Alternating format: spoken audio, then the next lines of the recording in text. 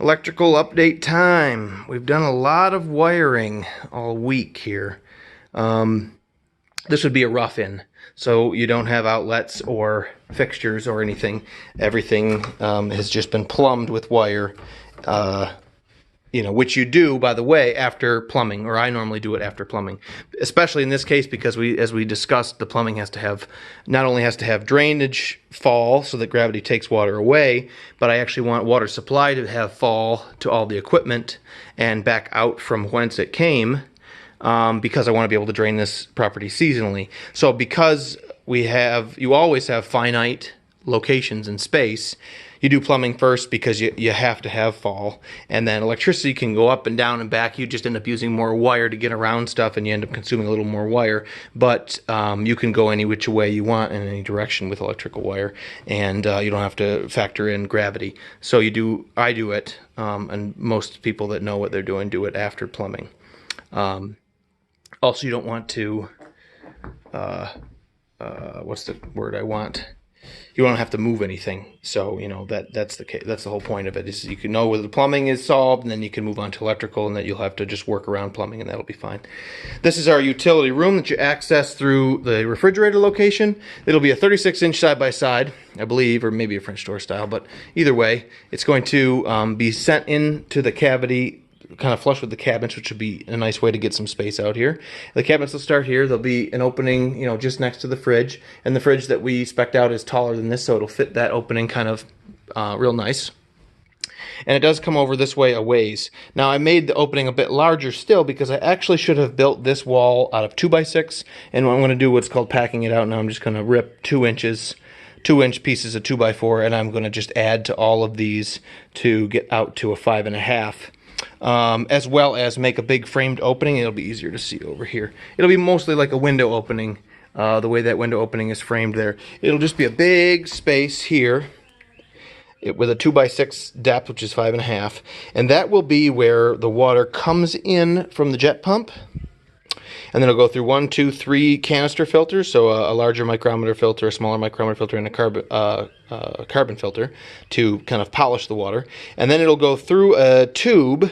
It'll go through a tube that has a UV bulb running through the center of it. So as the water courses by the ultraviolet light, it'll kill all the bacteria. And then it'll come out of this, and it'll go up, and it'll go through the rafter system in the utility room. After we've done all of that, it'll go through this rafter system here, and then this is where the hot water tank lives, and it will go into the hot water tank for hot, obviously, and then hot will come out and head that way, and cold will just go, right on by. We don't need, to do anything with it. After that, it'll just be plumbed into cold. Hot water tank will be standing there. So I'm going to pause on electricity again and just frame this all out and get it all organized, because that UV light does need power. The refrigerator needs an outlet, which is at a standard height right now, but it may need to move because the size of this opening is important. I don't think I have a drawing you'll see all the equipment that has to be plumbed in there, but it's a pre-filtering system for this water supply because it does come straight out of the lake. So I'm going to pause on electricity, get that cavity all built, and then I know where water comes in and water goes out based on roughing the stuff all together at the supplier. I know what the dimensions and stuff are. And then I can bring electricity in roundabout to the location of the light, to be able to wire that up, and I can finish getting electricity over to the outlet for the refrigerator, and then we're in good shape. The panel used to be here in this dwelling, and it was all wired at that time. So when I removed it, there were some things, I don't know if you can see them, the white Romex and the black just headed right through the sole plate here, and went out and down to these perimeter outlets. Where are they? There's one right there.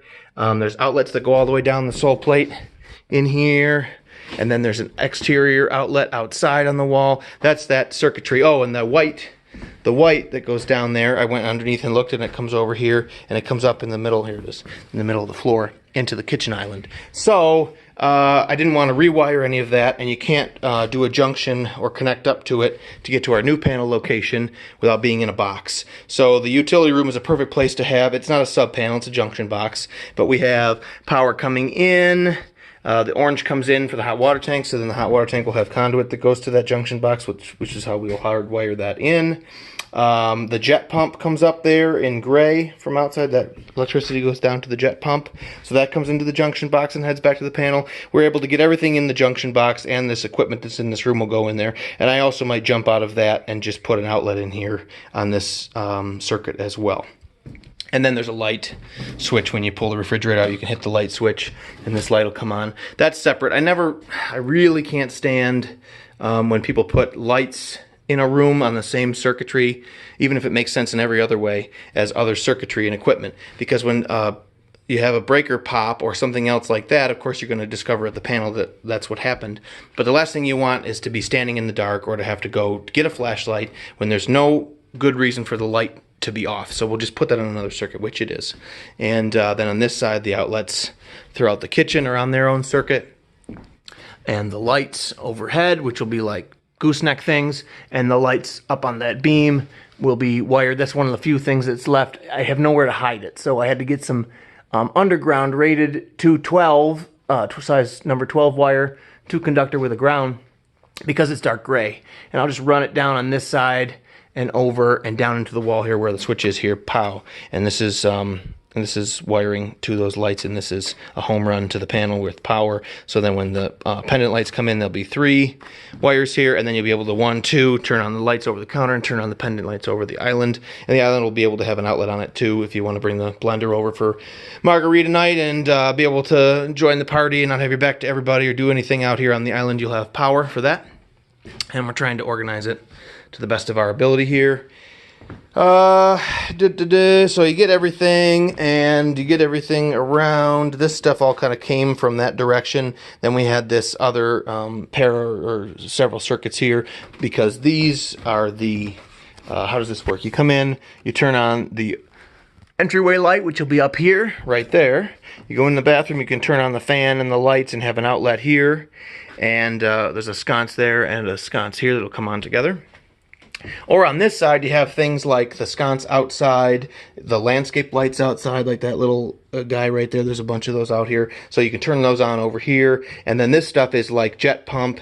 And I think I might put a switch for hot water tank over here, although that's not how it's wired right now. I left myself plenty of extra here just to, because you discover things, or when you sleep on it, sometimes you have a thought, or I do, and you come back and change it around. But I want to be able to have command control here if it makes sense to. If there's an operation where you're going to not want to run back and forth, I may put a switch over there instead. There is a switch right now on the jet pump outside by the pump, which I don't want to just omit. I could, but I don't necessarily want to omit it until I think on it some more. So anyway, then we came over here with heavy wire for the dryer. And then we'll have a different circuit with just 120 volts for the washing machine. And then we have a light circuit here on the switch here that you can turn on and off. And once again, if either of these, obviously not the 220, but this 110 isn't on the same circuit, I could do, but I like the light to stay on so that you can troubleshoot, or so you're not just left standing in the dark if something should happen. So some people prefer it as an indicator, but I like to think that people, when the equipment doesn't work, they'll come look for a breaker that's been thrown and what have you here. So now, you know, I have a fixture box to put up there for the entryway that you turn on there, and I have to just take that down to this switch, which already has a home run from the panel, so it just needs the wire to the light. A couple small things like that, and then what I'll do is I'll pack everything up, which this is just a small amount of tools that I used here, but I like to work this way. Then I'll clear, then all the wire, it can be packed up, you know, roll it all up, I'll put away the most of these tools and stuff like that for breaking open the box penetrations and stuff. And then I will just start in the middle of most of these runs after I make sure nothing has too little or too much of an end hanging on it. Start in the middle and staple it out or organize it with these stackers that allow you to send, you know, 3 or 4 wires equally spaced along without having to spread them along the surface of a piece of dimensional lumber, especially a smaller piece. You can stack them up, which keeps them closer to the center, which protects them from accidental picture hanging short, you know, when you put a nail in the wall or whatever, which is also what these are for. So I have a bunch of protection plates to throw up on everything too. So, but I'll get all that stuff around. I don't like to mix and match and come and go to all these different operations. First we get the wire plumbed, then we'll put all the protection on, you know, then we'll sit down and staple and organize everything all out to the panel and all out to the boxes. Then we'll clip everything about 8 or 10 inches, no more than 10, maybe closer to 6 or 8. because I want to be able to bifold it all and put it back in the box without having too much shit to cram in there. And then we'll get electrical outlets around and a few temporary fixtures that'll let us just screw a bulb in, and we'll finally, you know, we'll also have a video where we talk about the breaker box and keeping it clean in here. And then we'll connect up and have the town turn us on after they do a cursory check. So, time for the weekend. I have had enough, and so has my back. We'll catch you later.